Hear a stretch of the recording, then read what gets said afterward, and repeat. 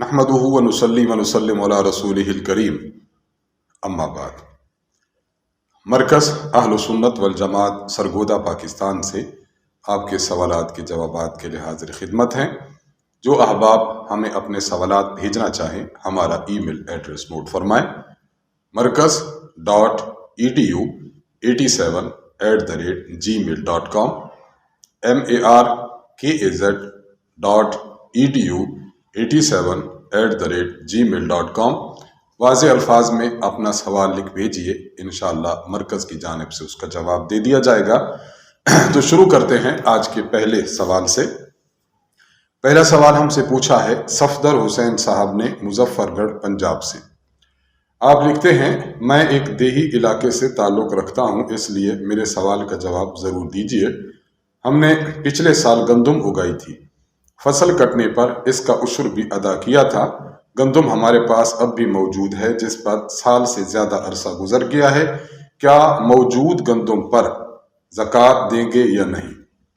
देखिए, इस हवाले से कायदा समझ लीजिए कि अगर किसी शख्स ने अपनी फसल का उशर अदा कर दिया, उशर अदा करने के बाद जो बाकी मांदा फसल है उसके पास मौजूद है, तो वो फसल उसके पास चाहे लंबे अरसे तक भी घर में मौजूद रहे, उस फसल पर आपकी ज़कात वाजिब नहीं होगी। हाँ, अगर आपने उस फसल को बेचकर अपने पास रकम रख ली है और रकम आपके पास महफूज रही है, तो फिर उस रकम पर तो ज़कात अदा करनी वाजिब होगी। यानी उस रकम को आप बाकी मांदा अमवाल के साथ शामिल करके ज़कात अदा करेंगे। लेकिन अगर आपके पास गंदम जिन्स की सूरत में पूरा साल मौजूद रही, तो उस पर आपने ज़कात नहीं अदा करनी। उशर अदा कर देने से आपके ज़िम्मा जो गंदम का माली सदका था वो अदा हो चुका है, लिहाजा अब दोबारा से ज़कात अदा करने की ज़रूरत नहीं है। जाहिद हुसैन कश्मीरी साहब, आप सवाल करते हैं कि मुझे किसी ने कहा कि रात को सोते वक्त वुज़ू करके सोना चाहिए, क्या बात ऐसे ही है? और उन्होंने एक दुआ भी बताई थी जो मुझे अभी याद नहीं, बराए मेहरबानी आप मुझे वो दुआ बता दें, जज़ाकल्लाहु खैरा।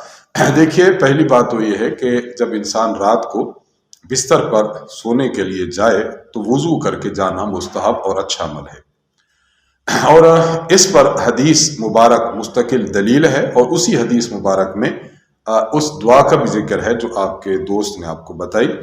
सही बुखारी हदीस नंबर 247 में हज़रत बरा बिन आज़िब रज़ी अल्लाह ताला अन्हु इरशाद फरमाते हैं कि रसूलुल्लाह सल्लल्लाहु अलैहि वसल्लम ने इरशाद फरमाया कि जब आप सोने के इरादे से अपने बिस्तर पर जाएं तो आप नमाज वाला वुज़ू कर लें।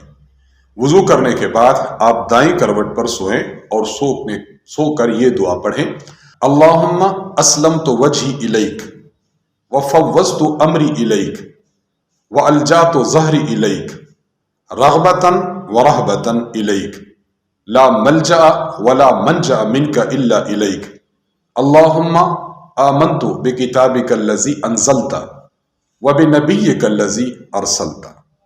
नबी अलैहिस्सलाम ने इरशाद फरमाया कि इस दुआ को पढ़ें और दुआ पढ़कर आप सो जाएं।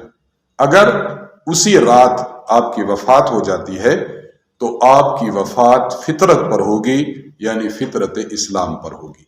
तो ये दुआ पढ़ना मुस्तहब है, और जो दुआ है वो भी मैंने आपकी खिदमत में बयान कर दी है। साकिब करीम साहब, आप सवाल करते हैं सादिकाबाद से। मेरे वाले साहब इंतकाल कर चुके हैं, इन्ना लिल्लाहि व इन्ना इलैहि राजिऊन। इनके ज़िम्मा कुछ रोज़े थे, कई लोगों का कर्ज था, और माशाल्लाह रुपए पैसे वाले शख्स थे, तो हज भी उन पर फ़र्ज था, लेकिन उन्होंने नहीं किया।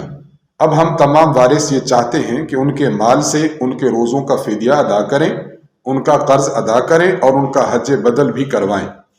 इस बारे में क्या अहकामात हैं, तफसील से बताएं, और उनकी मग़फ़रत के लिए दुआ भी करें। हम आपके वाले साहब के लिए दुआ गो हैं, अल्लाह ताला उनकी मग़फ़रत फरमाए, दरजात बुलंद फरमाए।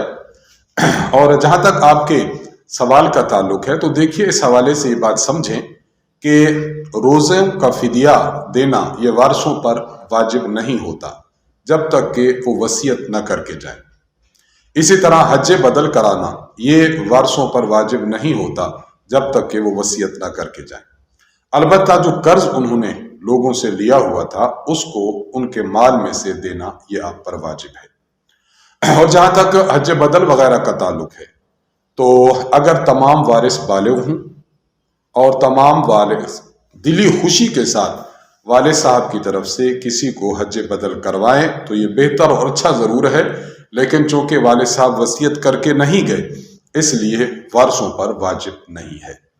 البتہ یہ بات بھی ذہن میں رکھے کہ اگر والد صاحب نے وصیت نہیں کی ہے تو وارث اگر حج بدل کرانا چاہیں اور اجازت دے دیں کہ ہمارا جو ترکہ ہے، ہمارا جو حصہ ہے اس میں سے حج بدل کروا لیا جائے تو جو بالغ افراد ہوں گے ان کی اجازت تو معتبر ہوگی، البتہ جو نابالغ بچے ہیں ان کی اجازت بالکل معتبر نہیں ہوگی۔ تو یہ مسئلہ ہے، اس مسئلے کے مطابق آپ عمل کر لیجئے۔ جمیل احمد صاحب راول پنڈی سے سوال کرتے ہیں، عمرہ کرنے والا جب ایک بار عمرہ کر لے اور سر مڈوا دے اور دوبارہ عمرہ کرے تو کیا احرام سے نکلنے کے لیے دوبارہ سر مڈوانا ہوتا ہے؟ کیونکہ اس وقت تو سر پر بال ہی نہیں ہوتے، ہم نے چند دنوں تک عمرہ کے لیے جانا ہے، اس لیے یہ مسئلہ پوچھا ہے۔ اگر کوئی شخص ایک بار عمرہ کر لے اور اپنے سر کے بال مڈوا لے تو جب دوسری مرتبہ عمرہ کرے گا تو عمرہ کرنے کے بعد احرام سے نکلنے کے لیے لازم ہے کہ وہ اپنے سر پر ایک بار اس طرح پھروا لے۔ دیکھیے، احرام سے نکلنے کے لیے سر پر بالوں کا ہونا لازم نہیں ہے کہ بال ہوں اور مڈوائے گا پھر احرام سے نکلے گا، ایسا نہیں ہے۔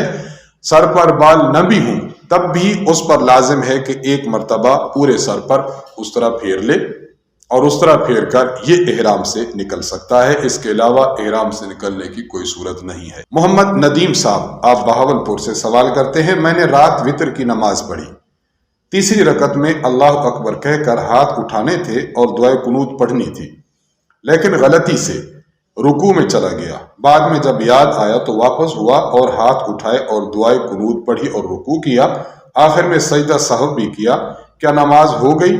آپ کی نماز تو ہو چکی ہے، لیکن آئندہ کے لیے یہ مسئلہ سمجھ لیں کہ اگر آپ نے رکوع کر لیا اور آپ نے جو وہ ہاتھ بھی نہیں، اللہ اکبر کہہ کر ہاتھ بھی نہیں اٹھائے اور آپ نے دعائے قنوت نہیں پڑھی بلکہ اللہ اکبر کہہ کر آپ رکوع میں چلے گئے، آئندہ اگر ایسی صورت پیش آ جائے تو بس رکوع میں ٹھہریے، رکوع کی تسبیحات پوری کیجئے، قومہ کیجئے اور اس کے بعد اپنی نماز مکمل کیجئے اور آخر میں سجدہ سہو کیجئے، آپ کے نماز وتر درست ہو جائیں گے۔ ایک شخص بھول کر جب رکوع میں چلا گیا تو اس کو واپس دوبارہ نہیں آنا چاہیے، لیکن اگر کوئی آ گیا تو پھر بھی سجدہ سہو واجب ہوتا ہے، سجدہ سہو کر لینے سے بہرحال نماز ہو جائے گی۔ سوال پوچھا ہے ہم سے لیکن سائل نے اپنا نام نہیں لکھا۔ السلام علیکم ورحمۃ اللہ وبرکاتہ۔ وعلیکم السلام ورحمۃ اللہ وبرکاتہ۔ حضرت مفتی صاحب، ایک سوال پوچھنا ہے کہ اذان میں اشہد ان محمد الرسول اللہ کا اضافہ حضرت عمر رضی اللہ عنہ کے کہنے پر ہوا تھا یا پہلے سے تھا؟ اس کا جواب لازمی دیجیے گا۔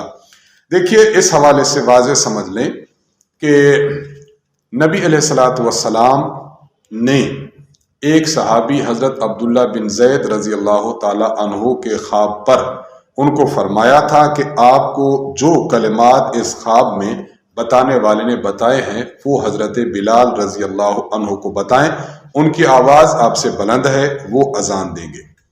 ان کلمات کو جب ہم دیکھتے ہیں تو ان میں واضح طور پر اشہد ان محمد الرسول اللہ کے الفاظ موجود ہیں۔ اس سے معلوم ہوتا ہے کہ جب اذان کا سلسلہ شروع ہوا ہے تو اشہد ان محمد الرسول اللہ کے الفاظ یہ خود اسی اذان میں ہیں جو نبی علیہ السلام نے فرمایا تھا حضرت عبداللہ بن زید کو کہ آپ حضرت بلال کو یہ کلمات بتا دیں۔ لہٰذا ایسی کوئی صحیح روایت جس کی سند صحیح ہو، اس پر کلام نہ ہو، ہمارے علم میں نہیں ہے کہ جس میں یہ بات مذکور ہو کہ یہ اضافہ حضرت عمر بن خطاب رضی اللہ عنہ کے کہنے پر ہوا تھا۔ اس حوالے سے استاذ محترم حضرت متکلم اسلام مولانا محمد الیاس بھمن صاحب دامت برکاتہم کی کتاب نماز اہل سنت والجماعت میں استاذ محترم نے واضح طور پر لکھا ہے کہ اذان کی جب ابتدا ہوئی تھی تو اس میں یہ کلمات موجود تھے۔ میں آپ کے سامنے وہ روایت پڑھ دیتا ہوں یہ روایت سنن ابی داود جلد نمبر 1 صفحہ نمبر 89 باب کیف الاذان میں موجود ہے۔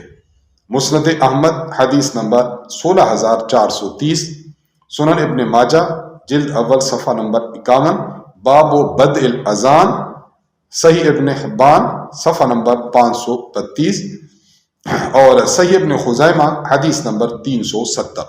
یہ روایت ان تمام کتب میں موجود ہے، الفاظ میں پڑھ دیتا ہوں۔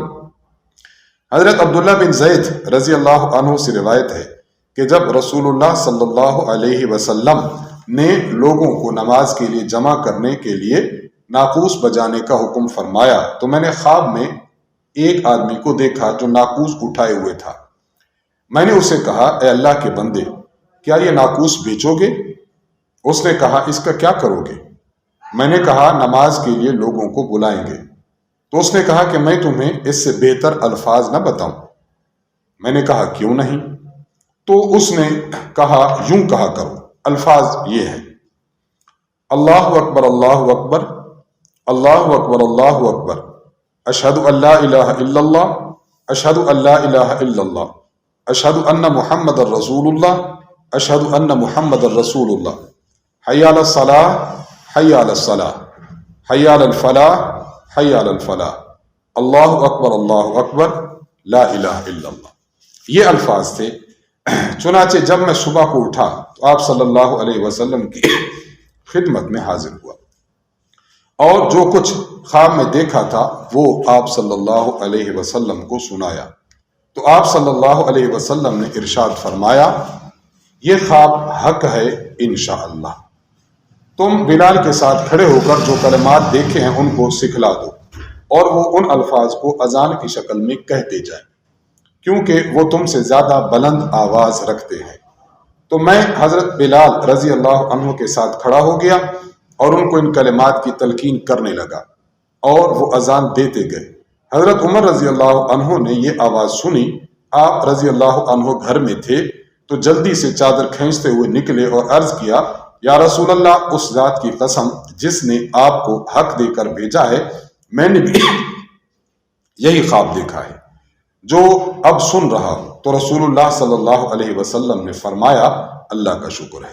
دیکھیے یہ روایت ہے جو صحیح سند کے ساتھ ہے، اس میں واضح موجود ہے کہ ابتدا میں جو الفاظ تلقین کیے گئے تھے ان میں یہ الفاظ اشہد ان محمد الرسول اللہ موجود ہیں۔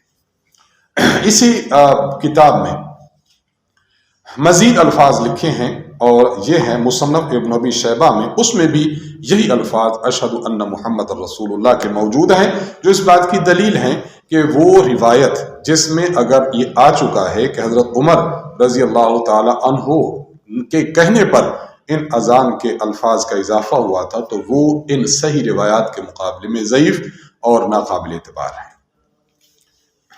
محمد اسماعیل کشمیری صاحب آپ سوال کرتے ہیں، مفتی صاحب کو ایسی کتاب بتائیے جس میں پانچوں نمازوں کی رکعات پر حدیثیں موجود ہوں، مجھے اشد ضرورت ہے۔ بہت اچھی بات ہے، اس پر یہی کتاب نماز اہل سنت والجماعت استاذ محترم حضرت متکلم اسلام مولانا محمد الیاس گھمن صاحب دامت برکاتہم کی، اس میں نماز کے رکعات موجود ہیں، فجر، ظہر، عصر، مغرب، عشاء، جمعہ، ان کی رکعات پر مستقل احادیث موجود ہیں۔ ان کا مطالعہ کیجئے، انشاءاللہ العزیز آپ کو احادیث پڑھنے میں لطف آئے گا۔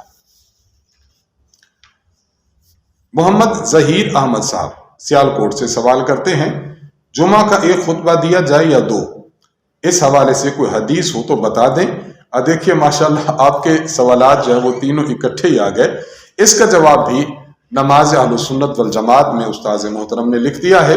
میں وہ روایت آپ کے سامنے پڑھ دیتا ہوں جس میں تذکرہ ہے کہ جمعہ کے دو خطبے ہیں۔ حضرت عبداللہ بن عمر رضی اللہ عنہ سے روایت ہے اور یہ روایت سنن ابی داود جلد نمبر 1 صفحہ نمبر 163 باب الجلوس اذا صعد المنبر، سنن ابن ماجہ باب ما جاء فی الخطبہ یوم الجمعہ، اس میں موجود ہے۔ حضرت عبداللہ بن عمر رضی اللہ تعالی عنہما سے روایت ہے کہ نبی صلی اللہ علیہ وسلم دو خطبے دیا کرتے تھے۔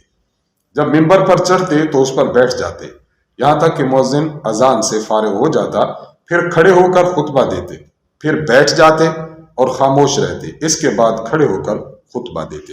اس حدیث مبارک میں واضح طور پر موجود ہے کہ جمعہ کے نبی علیہ الصلوۃ والسلام نے 2 خطبے دیے ہیں، اس لیے ہمارے ہاں بھی جمعہ کے 2 خطبے ہی دیے جاتے ہیں۔ محمد اسحاق نوشہروی صاحب سوال کرتے ہیں، میری بیوی کی عادت ہے کہ اکثر جب وہ بچوں کو یا مجھے کوئی کام کہتی ہے تو بولتی ہے کہ تمہیں اللہ کی قسم یہ کام کرو۔ کیا اس طرح کہنے سے قسم ہو جاتی ہے اور ہمارے لیے وہ کام کرنا لازمی ہو جاتا ہے یا کیا حکم ہے؟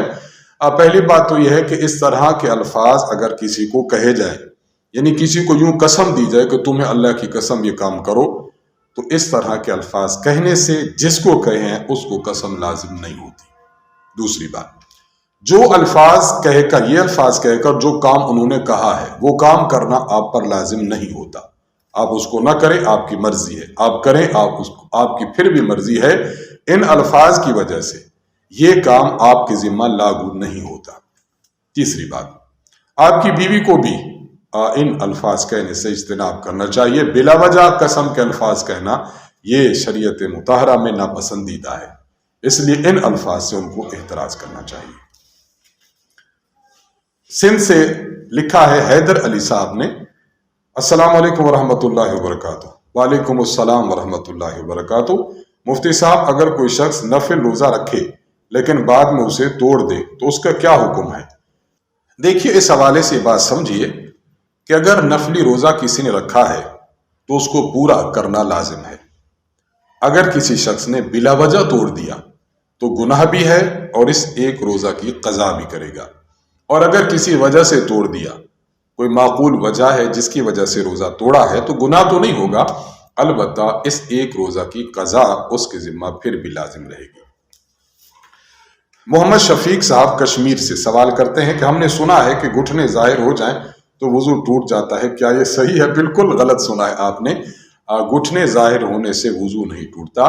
وضو اس وقت ٹوٹتا ہے جب وضو توڑنے والی چیزیں پائی جائیں، جسم سے خون نکل آئے، انسان پیشاب پخانہ کرے، جسم سے ہوا خارج ہو جائے، تو ان چیزوں سے تو وضو ٹوٹ جاتا ہے، اور اس کے علاوہ اور بھی ہیں، لیکن گھٹنوں کے ظاہر ہونے سے وضو نہیں ٹوٹتا۔ محمد رمضان صاحب لاہور سے سوال کرتے ہیں، شاہین نام رکھنا کیسا ہے؟ پڑوس میں ایک بچی پیدا ہوئی ہے، وہ یہ نام رکھنا چاہ رہے ہیں، کیا یہ نام رکھ لیں؟ دیکھیے، لفظ شاہین ایک پرندے کا نام ہے جو دیگر پرندوں کو شکار کرتا ہے۔ بس آپ دیکھ لیجئے کہ یہ نام آپ کے محلے کی اس بچی کے لیے رکھنا کیسا ہے۔ بہرحال ہماری تو رائے یہ ہوگی کہ صحابیات کے نام رکھے جائیں، امہات المومنین کے نام رکھے جائیں، یہ نام باعث برکت بھی ہیں اور انشاءاللہ العزیز بچے کے لیے خوش آئند بھی ہوں گے۔ کراچی سے مسمات شین دال نے سوال کیا ہے، میری والدہ مجھ سے سخت ناراض رہتی ہیں، میں ہر ممکن کوشش کرتی ہوں کہ وہ خوش رہیں، مجھ سے راضی رہیں، لیکن نامعلوم وہ مجھ سے کیوں خفا ہے۔ باقی بہن بھائیوں سے ان کا رویہ بالکل ٹھیک ہے، میں ان حالات میں کیا کروں؟ مجھے اپنی حالت پر رونا آتا ہے۔ اگر والدہ صاحبہ کسی وجہ سے ناراض ہوں تو ان کو منانے کی کوشش کی جائے۔ اگر ان کی کوئی غلط فہمی ہے، اس غلط فہمی کو دور کیا جائے۔ ان کا کوئی اشکال ہے، اس اشکال کو دور کیا جائے۔ والدہ صاحبہ کی غلط فہمی کی جو بیس ہے، اس بیس کو دور کرنے کی ایک تو کوشش کریں۔ نمبر 2، اگر والدہ صاحبہ کی غلط فہمی ہے یا جو ان کو اشکال ہے آپ دور نہیں کر پاتی اور والدہ صاحبہ ناراض رہتے، پھر بھی آپ کی طرف سے کوئی گلہ اور شکوہ نہیں ہونا چاہیے۔ ان حالات میں والدہ صاحبہ کی خدمت بجا لائیں، ان کا ادب کریں، احترام کریں، اور ساتھ ساتھ ان کے صحت کے لیے، سلامتی کے لیے دعا بھی مانگتی رہیں، اور اس امر کے لیے بھی دعا مانگتے رہیں کہ اللہ تعالیٰ ان کا اور آپ کا تعلق ان کو بحال رکھے۔ بہرحال اگر والدہ صاحبہ کی طرف سے جو بنیاد ہے وہ اگر ٹھیک ہے اور وہ بیس اچھی ہے، صحیح ہے، کہ جن کی وجہ سے والدہ آپ سے ناراض ہیں، تو اس بیس کو دور کیجیے، اور اگر بلا وجہ ناراض ہیں تو پھر بھی اپنے آپ کو ان کے سامنے پیش کیجیے، اور اپنی غلطی اگر نہیں ہے تب بھی ان کے سامنے معافی مانگ لیجیے، اور ان کی خدمت میں اور ان کے ادب میں، احترام میں کسی قسم کی کمی نہ آنے دے۔ انشاءاللہ العزیز ان امور کے کرنے سے والدہ صاحبہ راضی ہوں گے. اگر پھر بھی ناراض رہتی ہیں تو اللہ تعالیٰ سے امید ہے کہ آپ سے انشاءاللہ مواخذہ نہیں ہوگا. آخری سوال پوچھا ہے ہم سے عین میم دال صاحبہ نے راولپنڈی سے. کیا بچے کو دودھ پلانے سے وضو ٹوٹ جاتا ہے؟ میرا 1 سال کا بچہ ہے. کبھی ایسا ہوتا ہے کہ وضو کر کے نماز پڑھنے کا ارادہ کرتی ہوں لیکن بچہ رونے لگتا ہے تو دودھ پلاتی ہوں پھر نماز پڑھتی ہوں. وضو دودھ پلانے سے نہیں ٹوٹتا. آپ نے بچے کو دودھ پلایا ہے اس کے بعد نماز پڑھی تو بالکل جائز اور بالکل درست ہے. اس سے آپ کے نماز پر اور نہ وضو پر کوئی فرق آیا ہے. انہی سوالات کے جوابات کے ساتھ ہماری آج کی محفل کا اختتام ہوتا ہے. اللہ تعالیٰ سے دعا ہے کہ اللہ تعالیٰ ہمیں شریعت مطہرہ پر عمل کرنے کی توفیق عطا فرمائے.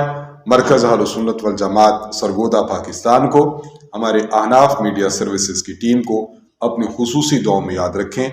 وآخر دعوانا ان الحمد للہ رب العالمین. السلام علیکم ورحمۃ اللہ وبرکاتہ.